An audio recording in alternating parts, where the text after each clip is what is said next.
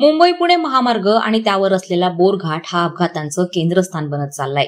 या ठिकाणी अपघातांची मालिकाच सुरू असून रविवार दिनांक 6 ऑक्टोबर रोजी सायंकाळी 7 वाजण्याच्या सुमारास बोरघाटात 33 प्रवाशांनी भरलेल्या एका खासगी प्रवासी बसला भीषण आग लागल्याची घटना घडली। मिळालेल्या प्राथमिक माहितीनुसार AR01T7268 या क्रमांकाची बस बेंगलोरहून जयपूरला जात होती। बोरघाट उतरत असताना बसचे लायनर ब्रेक मारत असल्याने तापल्याने अचानक लायनरने पेट घेतला।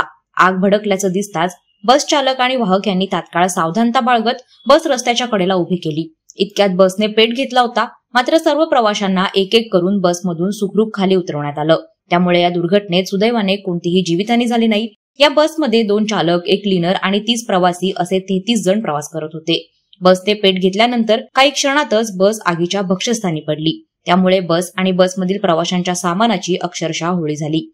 या अपघाताची माहिती मिळताच महामार्ग पोलीस, अग्निशमन दल, डेल्टा फोर्स, IRB पेट्रोलिंग आणि अपघातग्रस्तांच्या मदतीसाठी तत्पर असणाऱ्या संस्था घटनास्थळी पोहोचून त्यांनी मदतकार्य केलं। काहीच वेळात आग आटोक्यात आणून वाहतूक सुरळीत करण्यात आली। वादळवारा लाईव्ह साठी खलील सुर्वे, खोपोली। नवी मुंबई व रायगड जिल्ह्यातील ताज्या बातम्या आणि घडामोडींसाठी सबस्क्राईब करा वादळवारा लाईव्ह चॅनल आणि दाबा बेल आयकॉन।